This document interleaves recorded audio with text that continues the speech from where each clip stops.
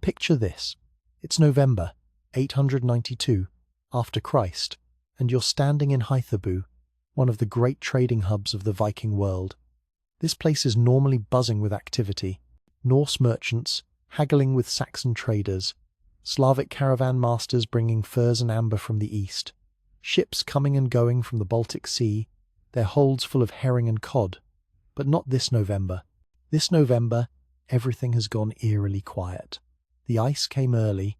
By mid-November, and we're talking weeks earlier than anyone living could remember, the entire harbour was frozen solid. And I mean solid. Ice thick as a man's thigh.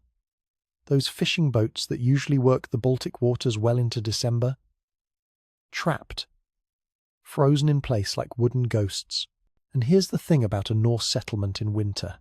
When the fishing stops, people start getting very nervous very quickly. Inside the longhouses, families were doing that math that nobody wants to do. Counting the barrels of preserved fish. Calculating how many mouths to feed. Watching the numbers not add up. And every day the ice stayed, that anxiety grew. Now, Hythabu had what you might call critical infrastructure for food preservation. They had this massive communal smokehouse picture. A structure about the size of a small barn, built from timber, that had been serving the settlement for 3 generations. 3 thralls kept the fires burning constantly. The master smoker, a man named Thorkel Grimson, supervised everything with the kind of authority that comes from inherited position. His father had been master smoker, his grandfather before that. This was serious business. But here's the problem with centralized systems, and this is something we'll see play out again and again throughout history. When demand exceeds capacity, you get bottlenecks. The smokehouse could only process so much at once, so families waited and waited, days, sometimes, watching their precious fish spoil while they provely stood in line. And naturally, there was a hierarchy. The Jarl's warriors got priority access. Then the wealthy merchants. Common families? They took whatever slots remained. Then came January. A merchant ship somehow broke through from the south with emergency supplies. You'd think this would be good news. But when crisis hits and supplies are limited, what happens? Price gouging. That barrel of salted herring that normally cost 1 silver coin, now it's 5. 5 coins. Families were emptying their savings. Some were selling family heirlooms, a grandmother's bronze brooch, a father's spare sword just to keep their children fed until spring fishing could resume. The elders were saying this was the worst winter in living memory. Worse than the famine year when old King Sigurd died. That's the kind of comparison that makes people understand just how serious things had become. Now, enter our protagonist, Astrid Bjornsdottir. She's watching all this unfold, and unlike her neighbours, who are just seeing disaster, she's seeing something else entirely. She's seeing opportunity, and that's a crucial distinction we need to understand here. Astrid was 40 years old, 40 winters, as they would say a shipwright's widow with calloused hands and a reputation for speaking her mind when most women knew to stay quiet. Her husband Bjorn had died 2 years earlier in a workplace accident. Scaffolding collapsed during a ship repair. Tragic. But it left Astrid in an unusual position. She had a son to raise, a modest homestead, and something most women of her time never had access to, technical knowledge. For 20 years, she'd been married to a shipwright. She'd watched him work, absorbed the principles of efficient design, learned how wood responds to heat and moisture, how materials behave under stress. This wasn't book learning, this was hands-on, practical knowledge that most people, male or female, never got the chance to acquire. And here's another crucial piece. Astrid's grandmother had been a fisher's wife way up in the Lofoten Islands. You know the Lofoten Islands? Remote, harsh, beautiful. The kind of place where you couldn't rely on big communal facilities because there weren't any.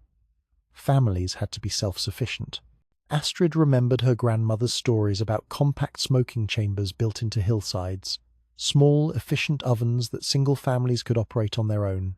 So while other women are gathering anxiously in the Great Hall, waiting for the Jarl to announce some kind of emergency measures, Astrid is outside her longhouse sketching designs in the frozen dirt, just drawing circles and rectangles with a stick, measuring with her hands, muttering calculations.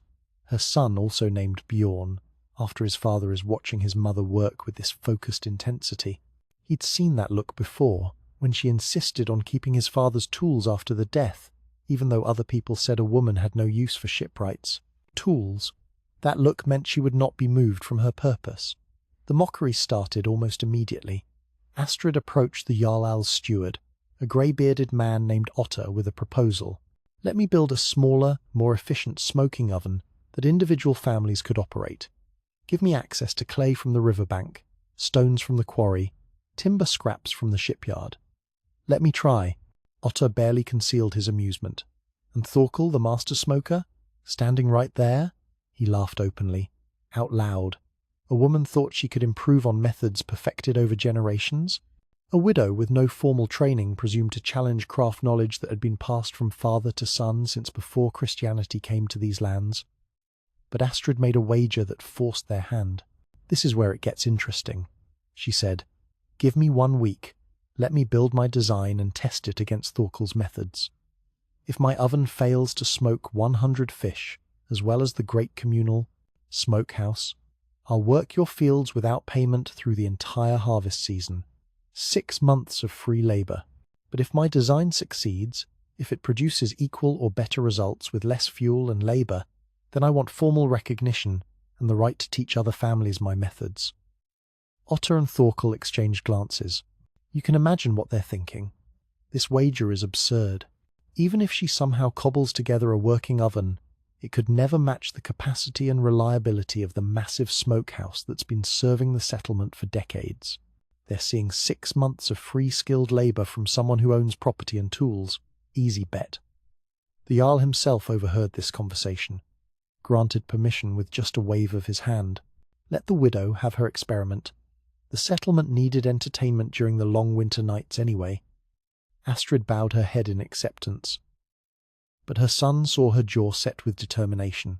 Here's what she understood that they didn't.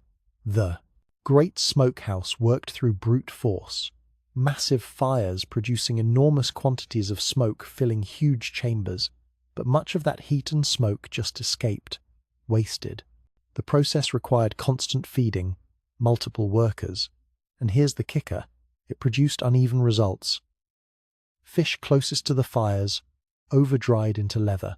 Fish farthest from the heat stayed undercured and would spoil within weeks. The system survived through sheer scale, not through efficiency. Astrid's design would be different. Smaller, yes, but far more precise. A stone-lined pit with a clay chimney leading to an elevated smoking chamber. A controlled environment where she could adjust heat and smoke density with precision that the massive communal facility could never achieve. And she had one more trick, something from her grandmother's stories. A water basin beneath the smoking racks that would keep the chamber humid. This would prevent the fish from drying out while still achieving proper preservation. Simple, elegant, revolutionary. So picture this scene. Cold January wind cutting through Hythabu. Astrid Bjornsdottir beginning to dig the foundation pit for what the men are already mockingly calling her toy oven. She's working alone except for young Bjorn, who's carrying stones and mixing clay. The men of Hythabu are gathering to watch and laugh. But some of the women? They're watching with different eyes. They're seeing possibility. They're seeing freedom. They're seeing validation of knowledge their own mothers and grandmothers had carried, but which had been dismissed and forgotten as settlements grew and centralized. The hunger winter had created conditions for revolution. All it needed was someone stubborn enough to refuse to accept that things had to stay the way they'd always been. And Astrid Bjornsdottir was about to show them exactly what a determined widow with calloused hands and technical knowledge could accomplish. So Astrid's construction site becomes the settlement's daily entertainment through late January and into February. And I want you to understand what this looked like. Every day after their morning work, men would gather to watch the widow and her son digging frozen earth, lining pits with river stones, shaping clay into forms that made absolutely no sense to them. Because here's the thing, these observers were used to straightforward timber construction. That's how you built a traditional smokehouse. Timber frame, timber walls, timber roof. Simple. But Astrid's doing something completely different. She's doing this elaborate stonework, this strange chimney design, this obsessive attention to angles and measurements, and they're thinking, what is she doing? This makes no sense. The work was brutal, absolutely brutal. Shaping clay in winter, cold split her fingertips open. Fitting stones, precisely, and we're talking about stones that had to fit just right, required strength that left her shoulders aching every single night. But she worked with the focused intensity of a warrior, preparing for single combat, because that's essentially what this was. This was her chance, maybe her only chance to prove that women's knowledge mattered, that practical wisdom passed through generations of mothers and daughters held value equal to men's guild training. Let me describe the design that emerged, because this is where it gets really interesting from an engineering perspective. The foundation was a circular pit, approximately 3 feet deep and 4 feet across, lined with smooth river stones that would retain and radiate heat evenly. From this pit, a channel led upward at a very careful angle, not too steep, because that would create excessive draft and burn through fuel too quickly, not too shallow because smoke would pool instead of flowing.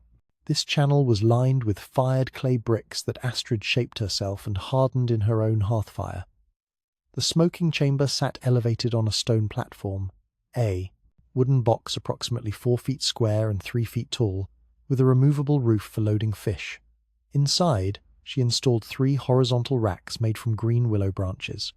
Now, why green willow?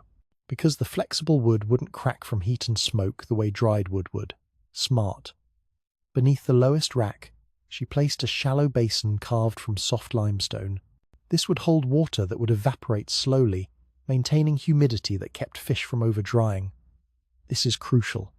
This is the secret. Because the problem with traditional smoking was that fish would often dry out too much, becoming hard and unpalatable. Astrid's water basin solved that problem. But here's where it gets really sophisticated. The true genius was in her ventilation system. She incorporated 3 adjustable openings, one at the fire pit base to control incoming air, one at the midpoint of the chimney channel, one at the top of the smoking chamber. By opening or closing these vents in different combinations, she could control not just temperature but the density and flow of smoke. Light smoke for delicate preservation, heavy smoke for longer storage, anything in between. This level of control was completely unprecedented. Old Thorkel watched from a distance, arms crossed, shaking his head. His apprentice, a young man named Ragnar, who trained for 5 years in the guild. He's proclaiming loudly that the design violated every principle of proper smoking. Too small, he said. Insufficient heat. The vents would let smoke escape before properly curing the fish. It might work for a dozen small herring maybe, but 100 fish? Impossible. But here's what's fascinating. Other observers were watching more carefully. Several older women began arriving each day, standing quietly at the edge of the worksite. These were the grandmothers, the keepers of old knowledge from coastal villages and remote settlements. They recognized elements in Astrid's design, echoes of methods their Akond own mothers had used, techniques that had been abandoned as communities grew and centralized. One old woman, Sigrid Thorsdottir, she approached Astrid with a quiet suggestion about wood selection. Different trees produce smoke with different qualities, she said. Beech for mild flavor, alder for rich color, juniper for preservation strength. Her grandmother had taught her this 60 years ago. 60 years! That knowledge had been sitting there, dormant, waiting for someone to ask for it. Astrid listened, incorporated the knowledge, asked Sigrid to share more, and soon other women started contributing their own inherited wisdom. The best time to harvest green willow for racks, how to judge optimal moisture content in clay, traditional blessings to speak when lighting the first fire. The construction project transformed from an individual innovation into something much larger, a collective reclamation of fragmented traditional knowledge. The toy oven was becoming a symbol of women's competence, systematically dismissed but never truly lost. By early March, the oven stood complete. Spring thaw had begun. Fishing boats were returning to the Baltic waters with heavy catches. The time had come for the public test. Half the settlement gathered to witness the competition, and I mean half. This had become that big of a deal. Thorkel brought his 3 most experienced assistants to operate the great communal smokehouse. Astrid stood alone beside her compact oven, with only young Bjorn to help carry fish. The rules were beautifully simple. Each side received 100 fresh-caught herring of similar size. Delivered at dawn, they had 3 days to smoke them. On the morning of the 4th day, the Jarl himself would judge the results based on appearance, texture, smell, and taste. Also under evaluation, fuel consumption, labour requirements, and overall efficiency. Thorkel's team worked with practiced efficiency, loading fish into the massive chambers, stoking fires with practiced rhythm. They used the traditional method hot, heavy smoke for the first day, then gradually reducing heat while maintaining constant smoke flow. This was knowledge perfected over generations, and they performed it with confidence. Professional confidence. Astrid approached her task differently. She loaded her 100 fish onto the 3 racks, spacing them precisely for optimal smoke circulation. Not randomly, precisely. She lit her fire not with massive logs but with carefully selected wood, starting with beech for mild initial smoke, then adding alder as heat built, finally introducing juniper for preservation strength. She monitored her vents constantly, adjusting them throughout the day as temperature and weather conditions changed. The water basin beneath the fish was her secret advantage. As it heated, it released steady moisture that kept the chamber humid. The fish would absorb smoke flavour without drying into leather. She added fresh water twice daily, sometimes mixing in salt or herbs that would add subtle flavour while enhancing preservation. Young Bjorn tended the fire through the nights while his mother slept in short intervals. She was always waking to check temperature and adjust vents. She rotated the racks periodically, moving fish from hotter to cooler areas to ensure even curing. Every decision came from understanding not just the traditional methods but the underlying principles, how heat, smoke, and moisture work together to transform fresh fish into preserved food that could last months. 3 days passed. The tension in the settlement was palpable. On the morning of the 4th day, when the Jarl arrived with his steward and council, the difference was immediately visible, and I mean immediately. Thorkel's 100 fish showed typical variation. Some were perfect golden brown, firm, properly cured, beautiful fish. Others were overdone, almost black, dried to the point of hardness. Still others looked undercured, with soft spots that suggested they wouldn't last long in storage. This was normal for the communal smokehouse, acceptable results from a system designed for volume rather than precision. Astrid's 100 fish, remarkably uniform, every single one, golden brown, firm but not hard. The rich smell of beech and alder smoke complemented by subtle juniper undertones. The Jarl cut several open, examining the flesh. Perfectly cured throughout, no underdone centres, no overdried edges. He tasted one, then another. His eyebrows rose. That's all he needed to do. His eyebrows rose, and everyone watching knew what that meant. But here's where it gets really interesting. The true revelation came when Otter the steward reviewed the consumption records. Thorkel's team had used approximately 900 pounds of firewood over 3 days, plus constant labour from 3 workers. Astrid had used roughly 300 pounds of wood, and required only her own labour, with minimal help from her son. 900 pounds versus 300 pounds, 3 workers versus 1. The efficiency difference was staggering. Absolutely staggering. The Jarl pronounced judgment before the assembled crowd. Both sides had produced acceptable results, he said. But the widow's method showed remarkable efficiency and consistency. More importantly, and listen to this carefully, because this is the key, her design could be replicated by individual families without requiring guild labour or communal facilities. In a settlement that had nearly starved during the hunger winter, distributed preservation capacity meant survival resilience. Thorkel's face darkened with anger and humiliation, but he could say nothing. The test had been fair. The results were undeniable. Astrid Bjornsdottir had not just won a wager. She had proven that innovation could come from unexpected sources, that women's knowledge held value, and that challenging tradition sometimes served the community better than preserving it. The revolution was about to begin. Word of Astrid's triumph travelled through the Norse trading networks like fire through dry grass. And when I say it travelled fast, I mean fast. By summer of 892, just a few months after the test, women from neighbouring settlements were arriving at Hythabu specifically to learn her methods. Astrid found herself at the centre of something she had never anticipated, a movement that threatened to reshape the economic foundations of Norse food preservation. She taught willingly, and here's what's important about how she taught. She treated her students not as apprentices, but as collaborators who brought their own knowledge to share. This is a fundamentally different model than the guild system.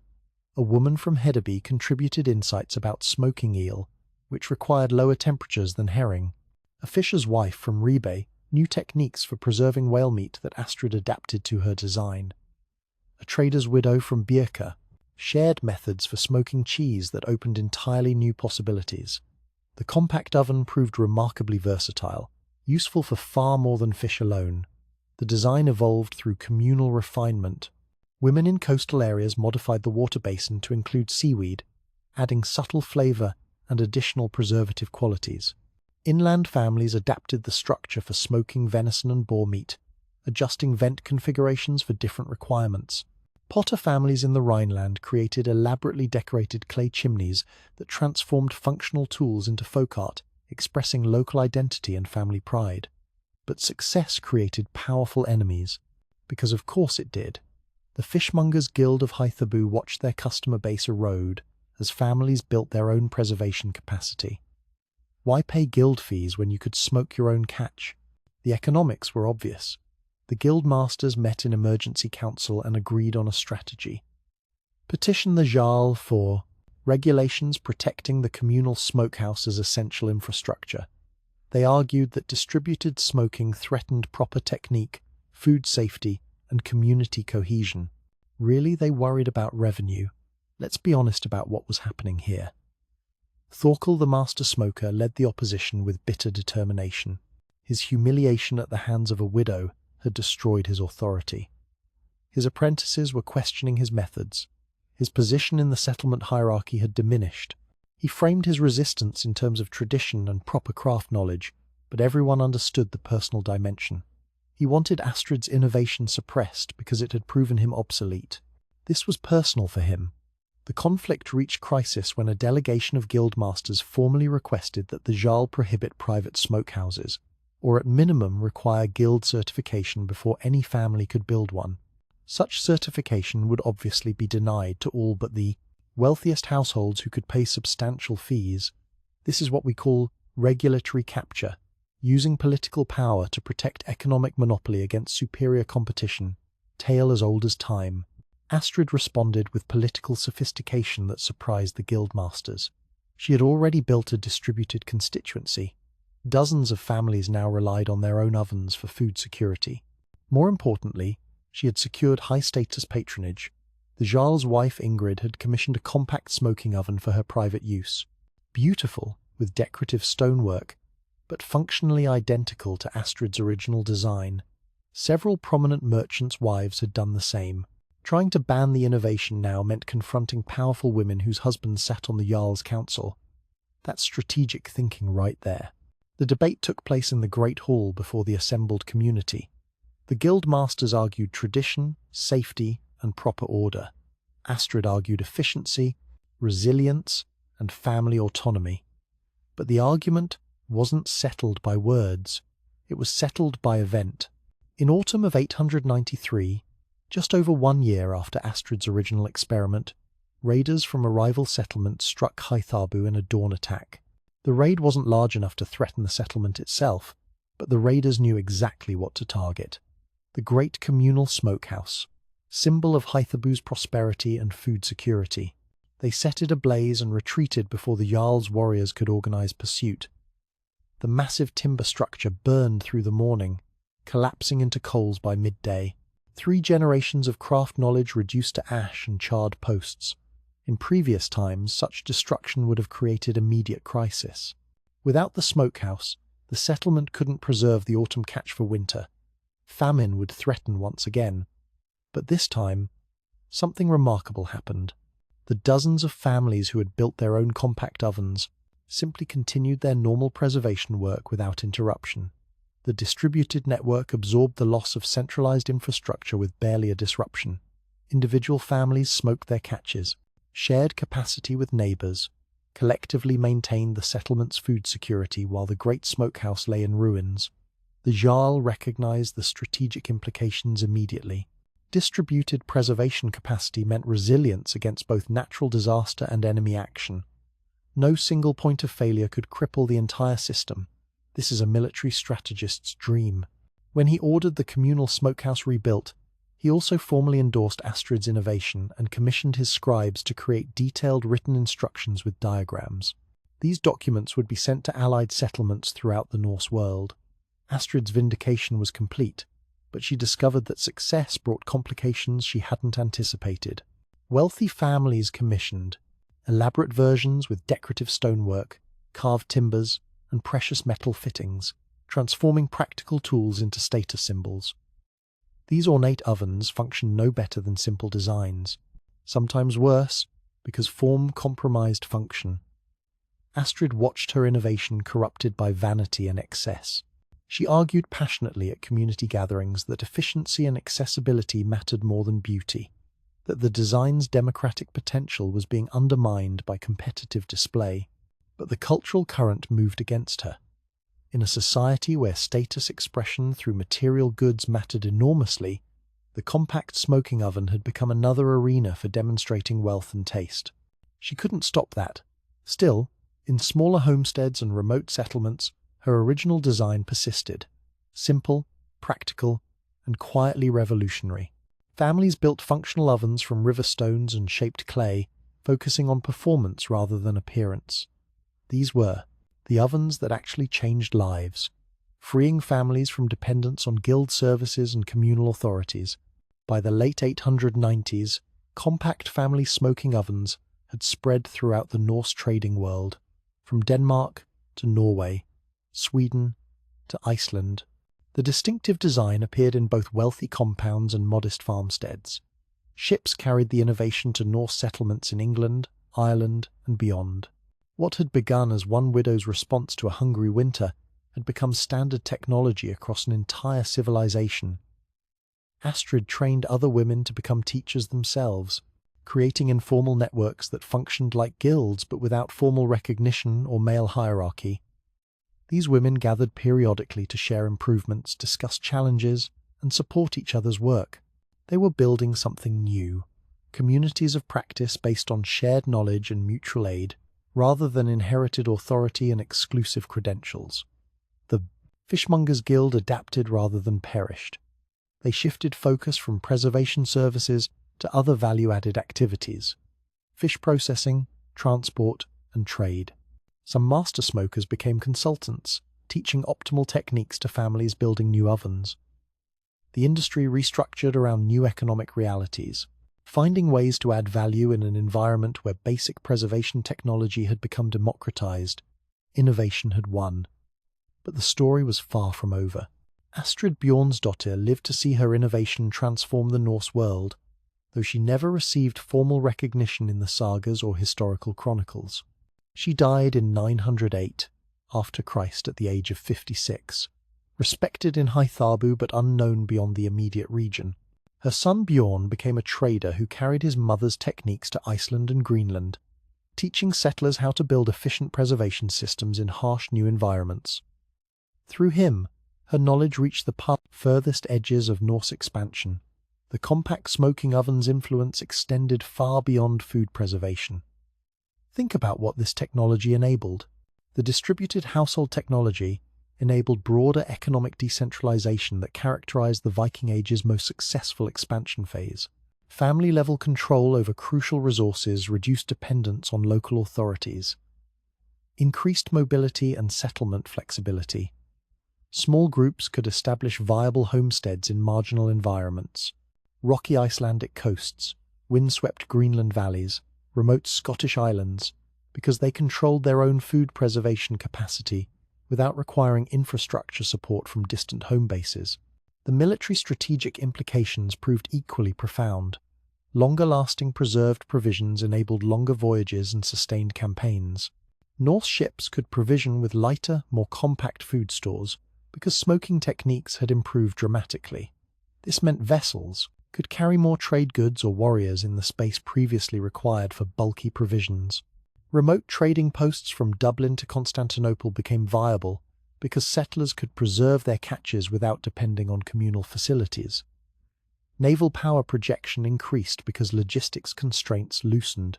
Economic power relationships shifted within Norse households and communities. Women's control over preservation technology gave them tangible bargaining leverage. Some regions developed matrilineal inheritance patterns for smoking ovens, formally recognizing women's technical expertise. The innovation created precedent for women's technical authority that influenced other domains. Textile production, brewing, and craft specialization all saw increased female economic independence in subsequent generations. The pattern was established. Practical knowledge could generate economic power regardless of gender. Now, here's where it gets really interesting from a modern perspective. The archaeological record tells stories written in stone and clay across 1,000 years. Excavations from Scandinavia to the British Isles reveal the distinctive signature of Astrid's design. Compact stone-lined pits with clay chimneys, water basins beneath smoking racks, carefully engineered vent systems. At Hedeby in modern Germany, archaeologists uncovered 17 of these ovens in a single residential district. 17, showing how thoroughly the innovation penetrated daily life. At Landsork Meadows in Newfoundland, the Norse settlement in North America, researchers found similar structures, proving the design traveled to the very edge of the known world. The consistency of basic structure across vast distances demonstrates deliberate knowledge transmission through trading networks and family connections. But regional variations reveal local adaptation and experimentation. Icelandic versions incorporated volcanic rock that retained heat exceptionally well. Irish examples show integration with Celtic pottery techniques. Swedish designs adapted for preserving freshwater fish show modified vent configurations. This pattern of standardized core design with local customization demonstrates how decentralized innovation systems can maintain quality while allowing creative adaptation to varied environments. Modern experimental archaeologists have reconstructed these ovens using period materials and techniques, and guess what? They work exactly as described in fragmentary Norse sources. The efficiency gains are real. Roughly 1/3 the fuel consumption of large traditional smokehouses with superior control over temperature and humidity. Food scientists analyzing Viking-era preservation methods have found sophisticated understanding of the chemistry involved in smoking. The temperature ranges Astrid's design could maintain between 150 and 200 degrees Fahrenheit, fall precisely in the optimal zone for preserving fish, while developing desirable flavors. She got it right, without thermometers, without formal training. She got it right. But here's the tragic part. The loss of attribution reflects broader patterns of historical forgetting.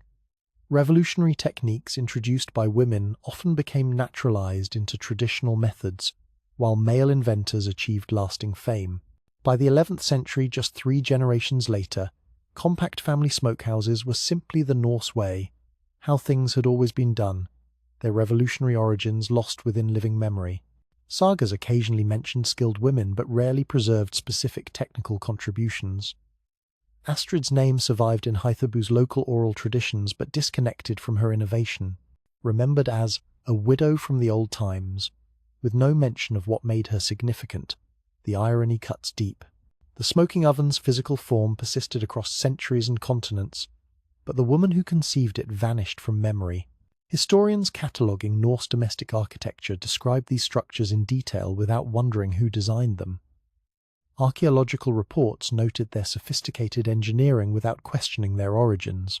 The innovation itself was so successful, so thoroughly integrated into daily life, that it became invisible. And that invisibility, that's the mark of truly revolutionary change. Modern scholars studying women's roles in medieval technology have begun recovering these forgotten stories.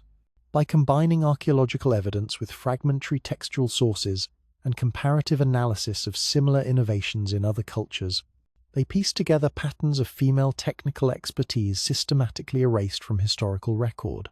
Astrid represents countless women whose practical knowledge shaped civilization's material culture without receiving recognition or credit. The final assessment reveals how domestic innovations can reshape entire civilizations. Astrid's compact, smoking oven enabled Norse expansion by making small-scale settlements viable. It changed household power dynamics by giving women economic leverage. It demonstrated that distributed systems often prove more resilient than centralized infrastructure. It showed how practical knowledge transmitted through informal networks, mothers teaching daughters, neighbors, helping neighbors, could spread innovations as effectively as formal guild structures.